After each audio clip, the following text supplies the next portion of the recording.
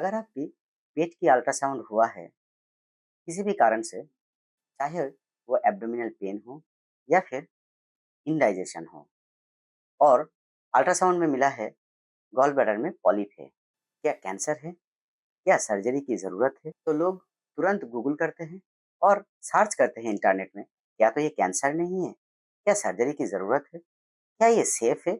लेकिन सच ये है कि 90% ऑफ पॉलिप बिनाइन होते हैं, जो कि ना एब्सोल्युटली हार्मलेस है। लेकिन ध्यान रखिएगा, 10% ऐसे भी गॉल ब्लैडर की पॉलिप होते हैं जो कि ना यूजुअली साइज में बड़ा होते हैं और वो हाई रिस्क होते हैं कैंसर की। मैं डॉक्टर किशोर कुमार रॉय, और ये है नो योर हेल्थ चैनल में एक सीनियर कैंसर सर्जन हूँ, और मैं आज आपको बताऊंगा गॉल ब्लैडर की पॉलिप में कब ऑपरेशन करना चाहिए, कब ये डेंजरस होता है, और कब इसमें कैंसर की रिस्क होते हैं। अगर आपको फॉलो अप कब करना चाहिए ये जानना है तो वीडियो को ज़रूर लास्ट तक देखिए। लास्ट में हम डिस्कस करेंगे कब आप फॉलो अप कर सकते हैं। तो चलिए तुरंत शुरू करते हैं हम लोग वीडियो में। सबसे पहले हम लोग ये जानेंगे what is gall bladder polyp. Gall bladder की पॉलिप होते क्या है? गॉल ब्लैडर की पॉलिप या फिर किसी भी पॉलिप की मतलब है म्यूकोजा के अंदर से थोड़ा सा ग्रोथ होता है, जो कि ना पॉलिप कहलाता है। ये अक्सर अल्ट्रासाउंड में एक्सीडेंटली मिलते हैं, लेकिन कभी कभी ये स्टोन के साथ भी रहते हैं। 4 तरह की पॉलिप होते हैं। नंबर 1 पे है कोलेस्ट्रॉल पॉलिप, जो कि ना सबसे कॉमन है और बिनाइन है। नंबर 2 पे है इन्फ्लेमेटरी पॉलिप। नंबर 3 पे है एडेनोमेटस पॉलिप। ये एडेनोमेटस जो पॉलिप होता है ये थोड़ा सा रिस्की होते हैं। और नंबर 4 पे सबसे ज़्यादा रिस्की वो है मैलिग्नेंट पॉलिप। ये बहुत रेयर है बट ये बहुत सीरियस भी है। अब चलिए जान लेते हैं इसके गॉल ब्लैडर पॉलिप की साइज के साथ क्या रिलेशन है। गॉल ब्लैडर पॉलिप की साइज इक्वल्स टू इसके रिस्क फैक्टर। अगर गॉल ब्लैडर की पॉलिप की साइज लेस देन 5 मिलीमीटर हुआ तो ये यूजुअली हार्मलेस होते हैं। अगर 5 टू 6 मिलीमीटर हुआ तो ये केयरफुली मॉनिटर करना होता है। अगर 10 मिलीमीटर से ज़्यादा हुआ तो इसे ऑपरेशन ज़रूर करना चाहिए, क्योंकि इसमें कैंसर की रिस्क रहते हैं। और किसी भी तरह अगर ये 15 मिलीमीटर से ज़्यादा हुआ तो उसमें कैंसर की रिस्क बहुत ज़्यादा होते हैं। एक थंब रूल याद रखिएगा, अगर पॉलिप की साइज़ 10 मिलीमीटर से ज़्यादा है तो सर्जन से ज़रूर मिलिए और प्लान कीजिए ऑपरेशन की।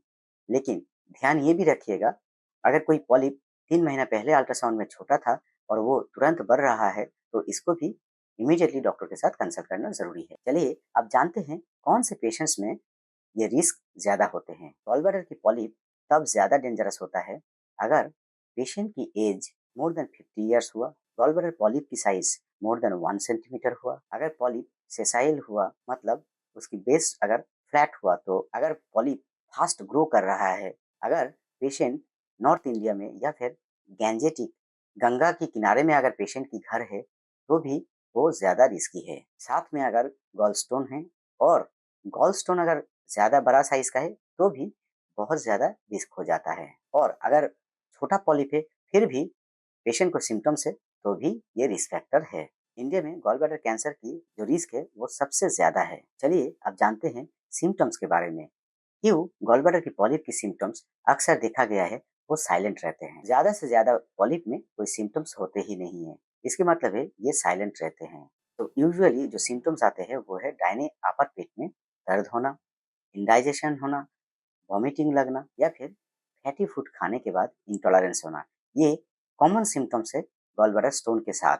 इसीलिए कभी कभी ये सिम्टम्स मिक्सअप हो जाते हैं। प्रॉब्लम तो सबसे बड़ा ये होता है कि सिम्टम्स कैंसर बनने तक कभी कभी होते ही नहीं है। इसीलिए अगर आपको गॉल ब्लैडर की पॉलिप है, चाहे वो कितना भी छोटा क्यों ना हो, फॉलो अप अल्ट्रासोनोग्राफी बहुत इंपॉर्टेंट है, ताकि ना ये पता चले अगर फास्ट ग्रोथ हो रहा है तो वो कैंसर भी हो सकता है। चलिए अब जानते हैं गॉल ब्लैडर की पॉलिप में सर्जरी कब करना चाहिए। अगर पॉलिप की साइज मोर देन 10 मिलीमीटर हुआ तो ज़रूर सर्जरी करना इम्पॉर्टेंट है। और अगर साइज फॉलो अप में बढ़ रहा है तो भी आपको ऑपरेशन की ज़रूरत है। पेशेंट की अगर एज मोर देन 50 ईयर्स हुआ और साथ में पॉलिप की साइज अगर 6 मिलीमीटर से ज़्यादा हुआ तो भी ऑपरेशन की इंडिकेशन है। गॉल स्टोन के साथ अगर पॉलिप हुआ तो ऑपरेशन करना ज़रूरी है। अगर गॉल ब्लैडर की जो अल्ट्रासाउंड हुआ है उसमें अगर सस्पिशियस फॉर कैंसर हुआ तो भी ऑपरेशन की ज़रूरत है।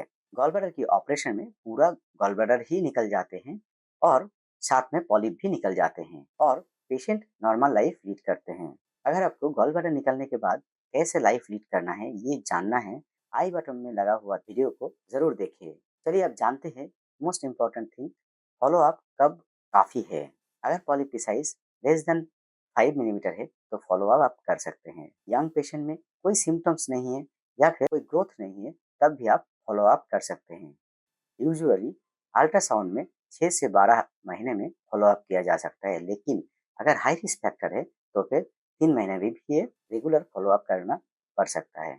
सबसे बड़ी इंपॉर्टेंट बात है, मेडिसिन से कभी भी गॉल ब्लैडर की पॉलिप डिसॉल्व नहीं होते हैं। तो ये कभी भी सोचिए भी मत कि गॉल ब्लैडर की जो पॉलिप है वो मेडिसिन से ठीक हो जाएगा।